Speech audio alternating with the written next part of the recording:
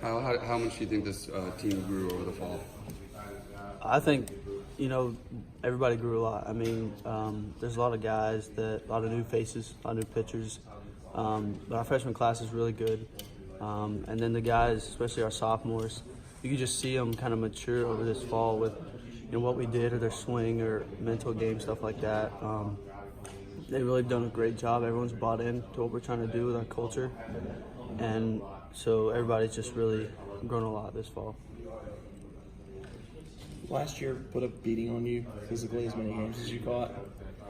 Nah, not really. I mean, it gets tiring at times, but I mean, we have Travis, our trainer, does a really great job of keeping our bodies healthy, and just you really got to focus on stretching and keeping your body in shape. Catching a lot of games it's tough, but I mean that's what I signed up for, so that's what I want to do, and you just kind of grind through it. When you guys lose the bats that you're losing this off season, do you put any more pressure on yourself that you got to be more of a guy on the offensive side? You want to, because it's like, man, we're losing two guys that hit almost 40 home runs together. So I don't think you necessarily need to try to do that, because that's not going to happen. What you got to do is just try to just stay within yourself and realize that instead of hitting home runs, doubles, singles, that's that kind of thing. Driving in runs, you can't try to be somebody or not. And I think that's this team. Obviously, we're not going to hit as many home runs as we did last year. We'll still hit some, but not as many. So I think we really got to focus on what we do best and do that. You're a guy that broke out last year offensively a little bit. What was the biggest difference to you going from year one to year two, especially at the plate? I'd say, honestly, the biggest thing would be confidence. Freshman year was kind of, I got thrown into the fire when Chris got hurt. And it was kind of like, oh man, what do I do? And then last year, Coach Lee told me, he said, hey, you're our guy, you're the catcher. So it gave me a lot of confidence to just go out there and say, yeah, I can do this.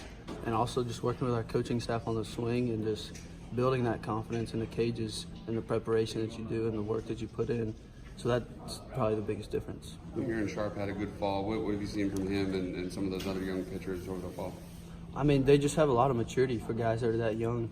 You don't see that at a lot of pitchers, just the ability to throw the pitches where they want to, or, off speed and 2-0 counts, 1-0 counts just to get ahead or get back even. And they just do a great job of their location and buying into what our coaches are telling us. The way last season ended, how much motivation is that giving you and the team as a whole as you go into this year? That's even last year, the past 2 years, it's been the same thing. And it gives us a lot of motivation just to say, that's not who we are. It's not what we want to be identified as. So it definitely just pushes us in everything that we do, just to work harder in the weight room, on the field, off the field, because we don't want to feel that again. You talked about working on your swing. You have a great gap to gap kind of bat. But so what have you worked on? This year, last year was more of the bat path and things like that. Like you said, driving the ball gap to gap. This year, it's just working on, how can I take that and build off of it. You don't want to change anything, but you want to make it better. And so just trying to maybe drive the ball a little bit more, load a little earlier, be more on time, just little things that could help it. As a catcher, how do you have to change with the new pitchers coming in? How do you have to change your defensive game? Well, you have to adapt to how they pitch, with my setup or the way they're throwing, the way their ball moves. You got to know each pitcher, and that's just a lot of practice. Because one guy's ball might move this way, the other one might go the other way. So you just got to know what they're trying to do as pitchers and what they do well. And once I really learn and build a good relationship with them, my job is to help them throughout the game. It's not just them out there on the mound. I got to help them too. So I build a relationship with them so I can learn, what they do best, what they need to do, what they need to hear, mental cues, things like that, to just kind of help them along. Logan said the two of you have developed a really good friendship. How has that helped you on the field, and how would you compare the chemistry on this team to what you had last year?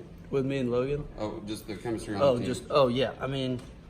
Yeah. Last year we had good chemistry, but this year, just throughout the fall, you could tell that it was something that we hadn't seen in a while, and it was just pretty awesome to see these guys. You can go in the locker room, and everybody's talking, having a good time.